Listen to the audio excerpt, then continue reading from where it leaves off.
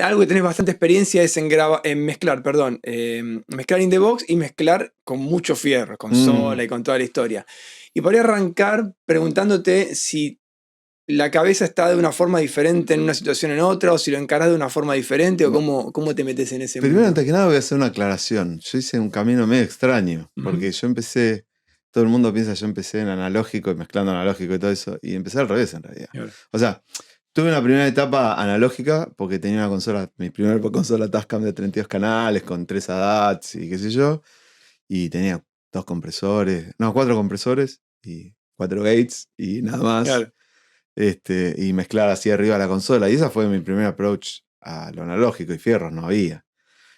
O sea, más que lo que te estoy contando. Claro. Entonces, y después empecé a mezclar in the box increíblemente como en el 90 y pico, porque todo el mundo en este momento debe estar pensando, mentiroso, en el 90 y pico no se podía mezclar una compu. No, lo que pasa es que había salido, ¿te acordás las Turtle Beach? Que como mérito, era una placa de sonido que el mérito que tenías que era full duplex. O sea, podías grabar y reproducir al mismo tiempo. Wow. Eso era como el tope de línea de la tecnología, era como el futuro.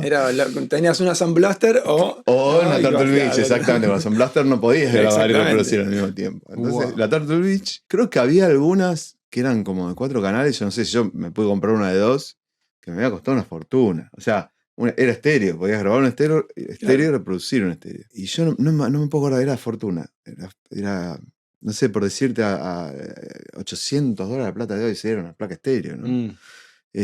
Bueno, una Apollo sale eso ahora, pero digo una Twin. Pero en esa época era el 1 a 1. Claro. Y nada, empecé a grabar con eso. Creo que eso fue como una gran... Yo ahora viéndolo así en perspectiva, me parece que fue una gran escuela también al mismo tiempo, las limitaciones, ¿no? Claro. Porque no había fierros, tenía una consola de 16 canales en ese momento que no era mía.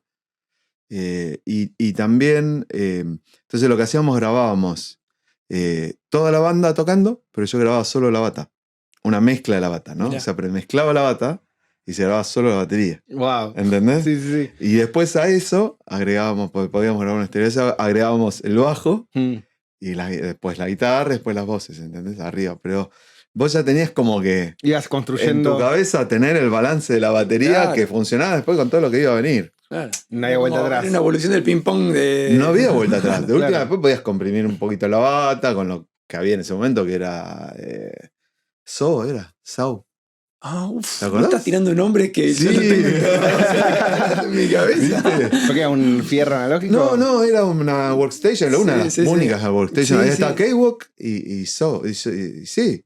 Esa WAO era... Soundford todavía no estaba. Soundford puede ser, pero era un programa estéreo nada más. Sí. Pero multitrack estaba K-Walk, que justo había empezado, en la versión 5 había empezado a... Qué loco. Acá, es para... Este es memorabilia. Sí, claro.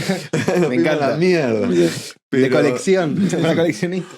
Pero, claro, entonces lo único que tenías era el SO y el... que no sé por qué era Sound Outstation, Sonic Outstation, no sé. Workstation. Y después el K-Walk, que había en la versión 5 sacó por primera vez audio, pero estaba lleno de bugs, se colgaba mucho. Sí, no, y después... Y el SAO andaba muy bien, me acuerdo. Claro. Y tenía una reverb linda, tenía un EQ más o menos lindo, entonces, dentro de las posibilidades de la época. Claro. Entonces grabábamos ahí. Y yo me acuerdo que K-Walk tenía... La única opción de automatización que tenía al principio era 3 dB arriba, 3 dB abajo. Agarrás un pedacito y decías, poneme esto 3 dB más arriba. Claro. Que es un animalada. Pero lo que había. Entonces también de alguna manera me parece que eso fue como una gran escuela, el hecho de tener que lidiar con las limitaciones, ¿viste? Antes de eso yo me acuerdo, antes de eso todavía aún, ya grabábamos así en estéreo con un amigo. Yo tenía una cinta abierta que era de mi viejo, ¿viste? Ya no me acuerdo ni qué modelo era, ni qué marca. Mi viejo era súper audiófilo.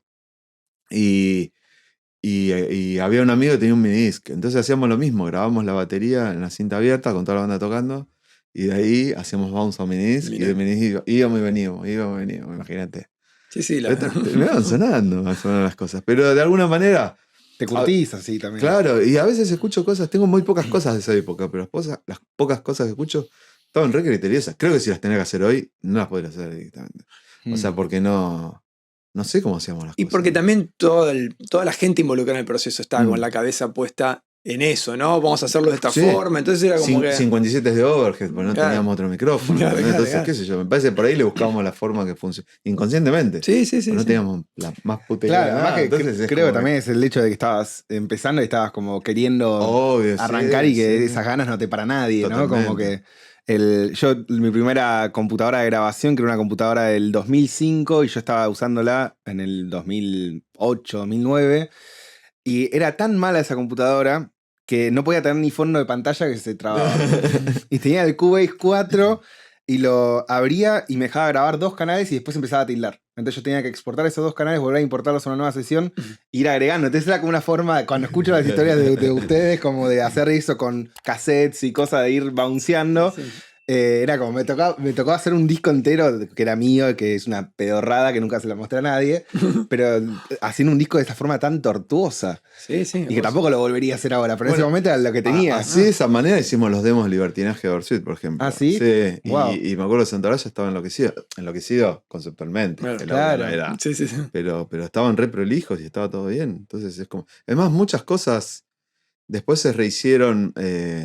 El sonido de guitarra de Yotomo y muchas cosas que se rehicieron de esos demos, porque obviamente no había multitrack. Entonces, pero muchas cosas se regrabaron en el estudio reproduciendo lo que estaba en los demos. Copiando lo que estaba ahí. Claro, exactamente. Wow. Porque estaba bonito. Había una búsqueda, ¿no? Pero bueno, volviendo a la pregunta inicial, que nos fuimos a la mierda. Está muy bien. Estuvo bueno el paseo igual. Sí.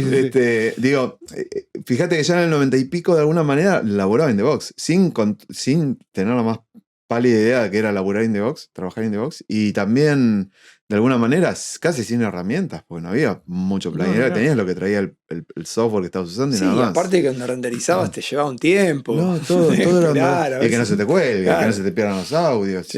Claro. Sí, que no te crashee el disco. Claro, ponías a renderizar y te ibas un rato, unas horas a pasear.